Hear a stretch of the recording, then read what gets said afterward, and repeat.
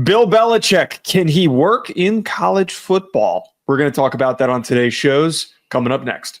And now back to your regular programming. If you speak better to yourself. You showed up for probably the dumbest conversation we've ever had on this show. Let's have that smile again. Tell me how that happens. Physically should not happen.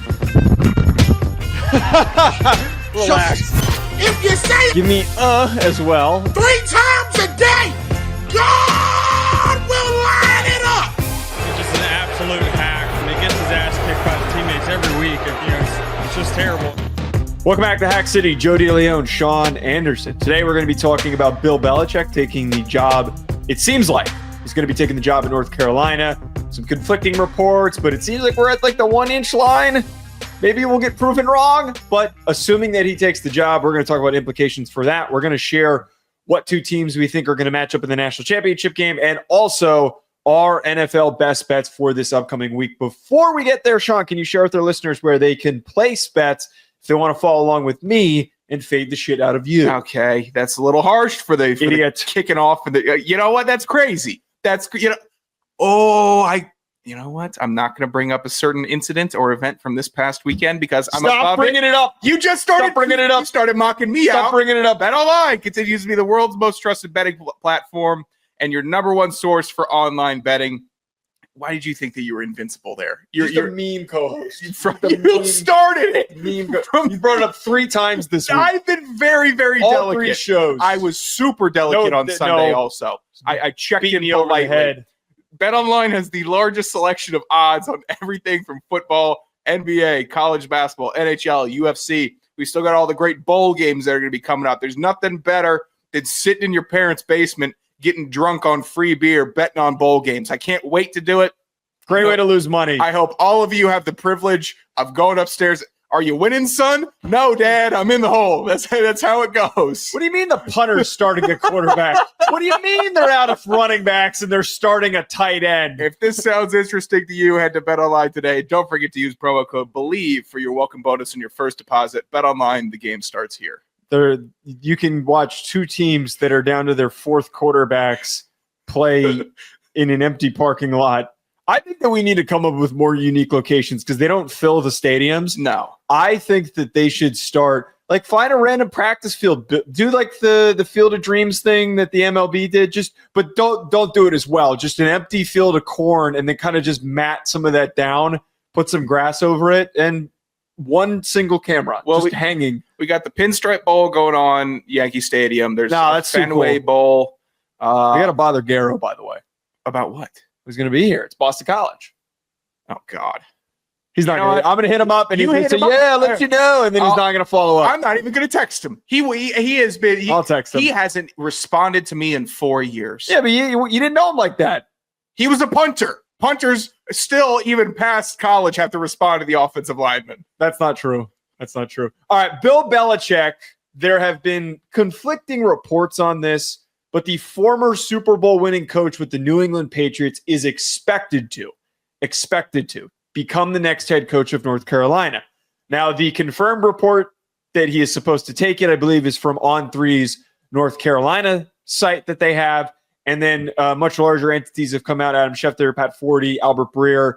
A number have come out saying that it's getting really close and things are very much heating up and there is serious interest here and that this is going to end up happening. Now, we talked about this a little bit last week, but I want to expound upon our conversations. I still really, truly believe that this is going to work.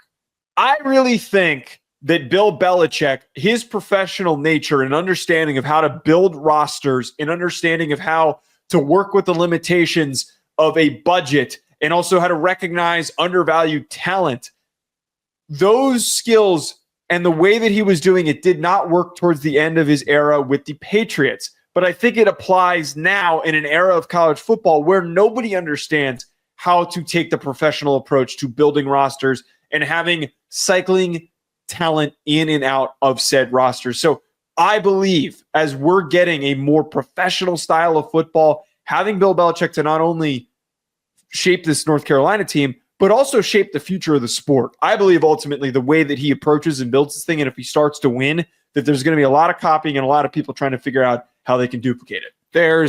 an immense amount of topics to go into with this one story. I will start by agreeing with you that I think Bill Belichick, if the new model of college football, which I vehemently disagree with, but if Bill Belichick has his fingerprints on it, I can get on board. I think Bill Belichick is just a coach's coach, and he's the best coach of all time. How could it not work? He's just a successful coach. He just wins games, and I think players are going to want to play for him. It's the DeLeone Sanders strategy, where I don't think Bill Belichick wants to get in the weeds, but he knows players want to play for him. And if he's pitching, my whole pitch, which was kind of Deion's pitch, which was holler at me, you know where to find me. That's not, I'm coming looking for you. Bill's saying that exactly. Bill is saying, do you want to go to the NFL? And then they're going, maybe we go to UNC. Pretty good Bill impression, by the way. Thank you. Your only good impression. I think, you know what? There's a most of them are horrible. There's a matriarch that I could do that I won't break out on this show.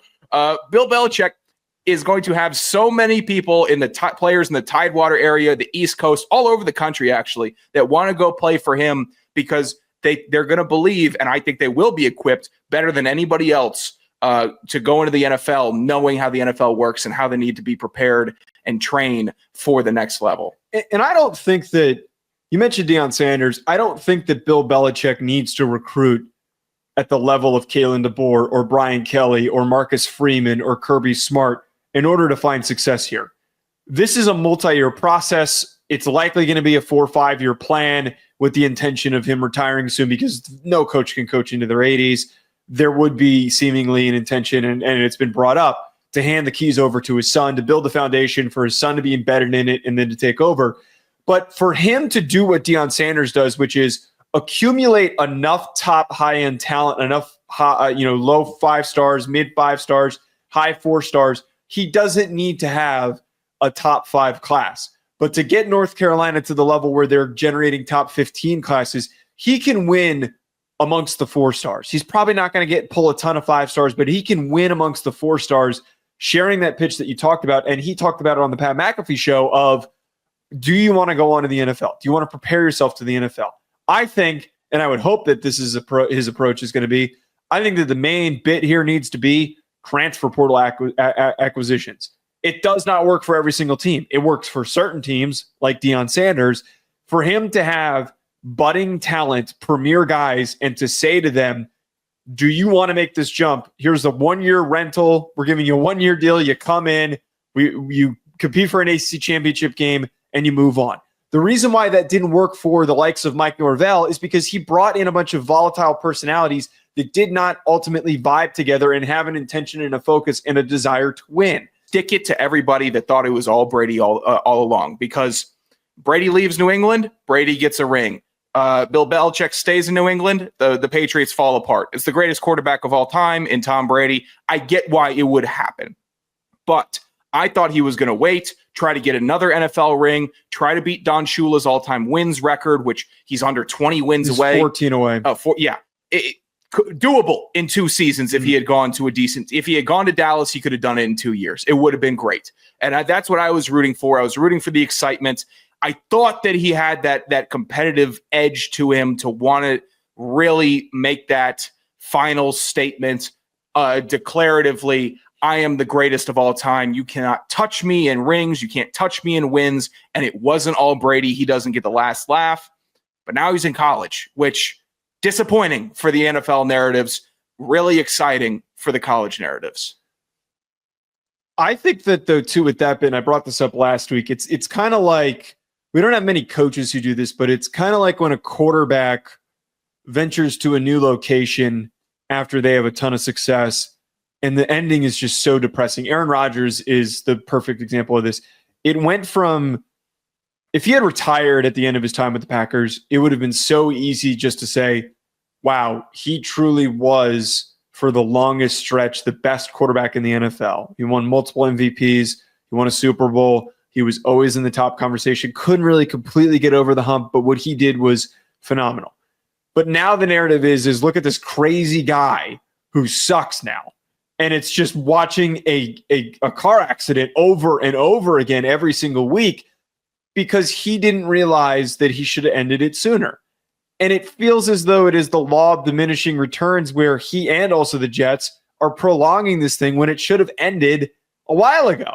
So it comes into with Bill of, do you want to risk your legacy? Obviously, alphas, have this belief. He's an alpha dog. Why don't laugh at that? I know. I know you're going to laugh at that. Type A's are going to think that, like, hey, I don't care. I'm confident in myself. I'm going to get this done. But it is a risk of your legacy to jump back into the pro game. And it ends horribly because the game has passed you by. Try something different. If the college thing doesn't work, I don't think anyone's going to be saying, oh, Bill Belichick, clearly a fraud. It's just going to be like, okay, this experiment didn't work. And now we know not to hire 74-year-old coaches after they've coached in the NFL for a million years. These guys can't help it. Matt Ryan couldn't help it going to Indy. Phillip Rivers couldn't help it going to Indy also. Joe Montana couldn't help it going to Kansas City. And well, he was pretty good with Kansas City. He had a good year in Kansas City. And then his final year, I think his final game, he got Phillip Rivers was also pretty good. I think he got outdueled by Jeff Garcia in his final game. If I'm the correct. best of us. By Jeff Garcia, he had 1 year in 2005. I do like the big bald quarterback, though. I'm not gonna slander him. These guys just can't quit, though. Every year, it feels like he's still around. There's just some old head floating around that you can't believe it. They just love the game. And I think Bill is one of these guys that he wants to, I'm sure he likes to say that he wants to go and fish for the rest of his life with his 24-year-old girlfriend, but no, he'd probably rather pass away in his office looking at film. Was that your Zyn container? Yeah. Okay. I thought something broke. No, don't worry about it. It's just irresponsibility as a broadcaster. All right. The college football playoff bracket dropped on Sunday. And if you missed that, well, I don't know why the hell you're listening to this show. Clearly, you are not a ball lover. You're not a ball knower. Go look up the bracket if you don't know who's in it. I want to share who we think is going to reach the national championship based on this bracket. Sean, I'm going to go chalk here. I'm sorry. I got to go chalk.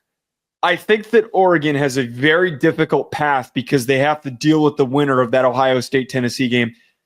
But I believe with the matchups that they're facing, that their defensive line, which is premier at rushing the passer and creating issues for opposing quarterbacks that they've done all season long, they did in the Big Ten championship game, that Oregon is going to be able to knock off Texas, that winner of the Ohio State-Tennessee game, and that they're going to be able to generate pressures against a Georgia team that is being led by a quarterback who is extremely inexperienced in Gunnar Stockton. And on the flip side of that, I think Georgia makes it all the way on their side of the bracket at number 2, albeit without Carson Beck. They are equipped defensively and led by the greatest coach in the sport at the moment, that they are going to be able to find ways to win and to shut down the opposing teams that they will see on the way that are very, very run-centric. The only thing that I don't think that they can get past is Oregon, because Oregon is fully healthy at the current moment and are loaded at most of their position groups, if not all of them. Yeah, I would feel like such a bitch if I picked Ohio State because I was so in on them, and then they lost to Michigan like a bunch of cowards, and I'm not getting back in on that.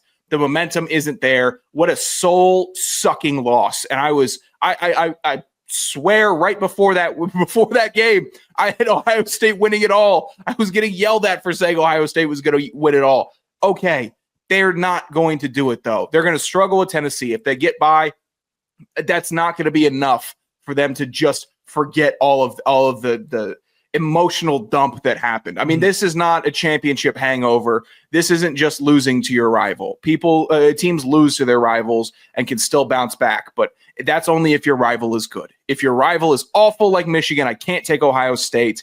Texas, fraud watch, and they've been on fraud watch all year, and that just becomes more apparent every game they play. Oregon's offense is so elite. I have to have them going to the national championship. Georgia terrifies me. They do. Notre Dame scares me if they get by Indiana. That's a big if also. But I think Georgia's probably the most complete team.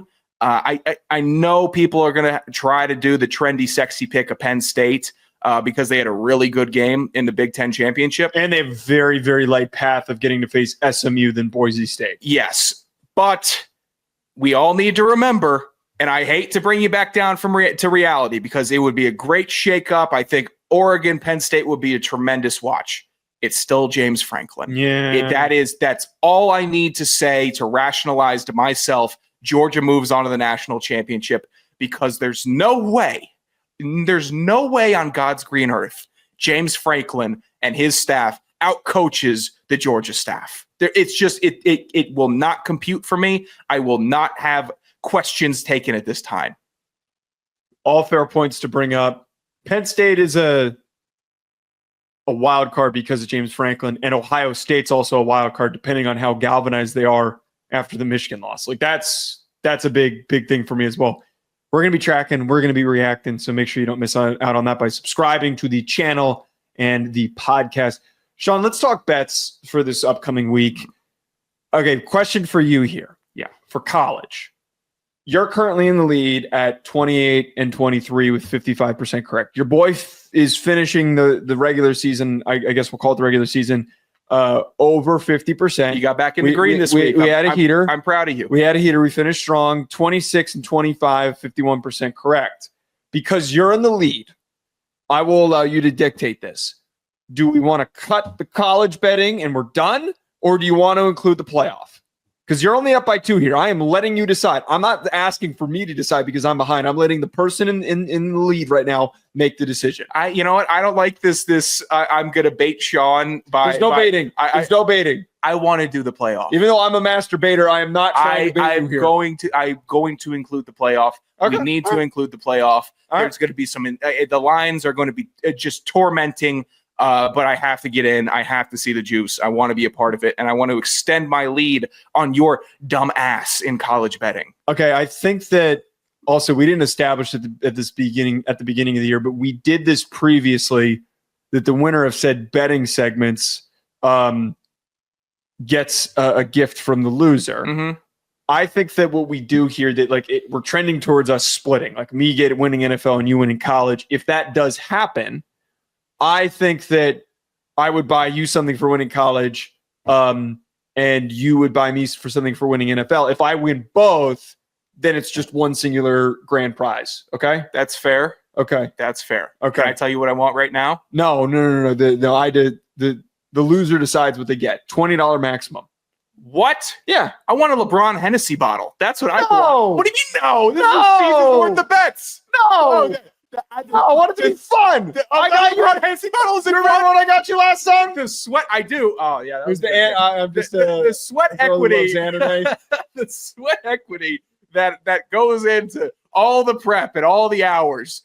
I can't do $20 maximum. You can't. All right, $50 maximum. Oh, the LeBron bottle's like a $150, maybe $300. What? So you would spend $150 for me for whatever you got me. What do you want? As long as it's not something ridiculous. I wanted something fun. I wanted you to come up with something creative. I think the gag gift bit is better than me buying you a LeBron Hennessy bottle. All right, I'll ask my parents for that for Christmas. Yeah, I think that's a good idea. All right. I can do gag gift. That's fine. All right, let's get to NFL bets here. I went 1-2 last week. Of course, I also lost some money. Mm-hmm. We already talked about that on the Monday show. 29-13 on the year, 69%. That's a nice number. Sean, 2-1. Wah, wah, wah. 21-19-2 on the season. Wah, wah. 53%. Wah. Terrible. My first bet, Sean, I'm going to take the Cincinnati Bengals -5 versus the Tennessee Titans.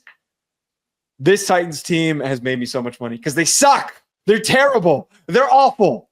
The Bengals, they just won a nice game against the Cowboys. They're the merchants of surviving and winning these games against these bad teams. I do not think in any universe the Tennessee Titans can keep up with that Bengals passing attack. If there's just a random unnecessary win, actually I wouldn't consider it unnecessary, but just a random win that's like, oh, cool, that's nice, but we're still out of the playoffs. The Bengals are going to achieve here down the stretch. It's this game against the Tennessee Titans. Yeah, I'm finally caving on Tennessee. Every Sunday I wake up and I look at the 1 p.m. slate. I say, you know what? God, Tennessee might hold them. I know they like to run the ball, slow it down. They suck. Yeah, that's a good bet, Joe. I don't know why I didn't take it. I'm stupider than stupid. And I go 1-2. Whatever. My first bet, Packers giving 3 versus Seattle. Oh, the Seahawks are so hot, Sean. Oh, look at Zach Charbonnet. He looked fresh when Kenneth Walker was out. Don't care. The Green Bay Packers are a part of one of the best divisions in NFL history this year. Do you know how good the NFC North has been against other teams? I think they've dropped like 3 games to non-NFC North teams between the Vikings, Packers, and Lions. They're incredible. The Packers are an absolute machine. They are in gear-up mode. Seattle is still fighting their ass off to make the playoffs in the NFC West. I know that they've put together some wins, but there's levels to it. Seattle is just a middling NFC team that is good. The Packers are a team that is at worst a good team. They are consistently great. I don't mind that one, but also for some reason I feel like it could be Jordan Love's 3 picks game because he loves throwing interceptions. In Seattle, that's not great. Yeah. My second one, Chargers -3 versus the Bucs. The Bucs are abysmal defensively. They're inconsistent on offense.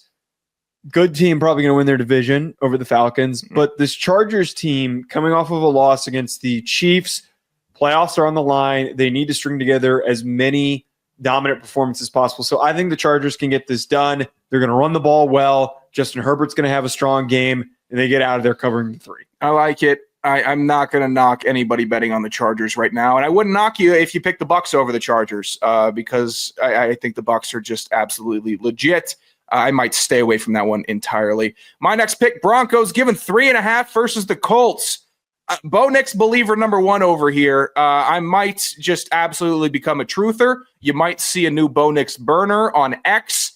Wonder who that's going to be. If it's talking about Bo Nix and his big balls, then you know it's me because they're not losing and they're putting up big numbies on offense. The Colts, I'm not scared of them. I don't think they keep this within 3. It's in Denver. The Colts are an indoor track team. So be it. I don't think they're going to travel to Mile High and punk this Broncos team that has an absolutely elite defense and a quarterback on the rise. Last one for me. I'm going to take the Pittsburgh Steelers to cover 5.5 versus the Eagles. Now, I think that the Eagles are probably going to win this game.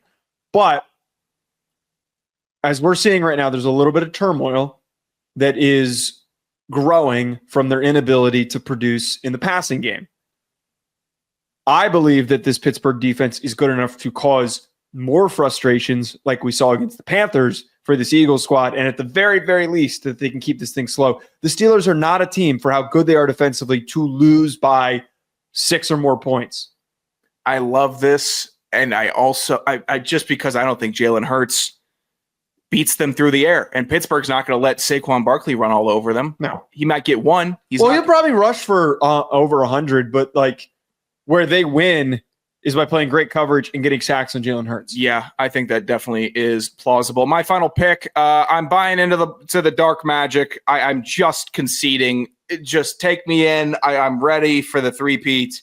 I'm ready for Taylor Swift to perform at the halftime of the Super Bowl. I'm ready for it. This one's bold. I don't like this one. I don't care anymore. The Chiefs giving 4 to the Browns. I thought I love the Browns have been playing maybe the most entertaining football in the NFL since Jameis Winston has taken over. More entertaining than the Lions, more entertaining than the Bills, even more entertaining than the Eagles. They're so much fun, but they don't win. They keep losing. The offense still isn't great, and the Chiefs, they're getting healthy. Pacheco came back last week. I think he might go for like 120-2. It feels like they got that weirdness with the doink out last week, and they're just going to absolutely savage the Browns. My only problem with that is that they win so many close games for no reason. I know. But I wouldn't touch a Chiefs line. I could see Jameis going for a 2-point conversion and throwing a pick and having somebody on the Nick Bolton run it back 102 for the extra. Asking for a lot there. I'm just saying the craziness is going to happen. There's going to be a Chris Jones safety. There's going to be some nonsense that gets the Chiefs to 4. Maybe it's 4 exactly, and I push again because I suck. At Joe DeLeone, at Sanderson Radio, at Hack City Pod. We'll be back, folks. Talk to you on Saturday.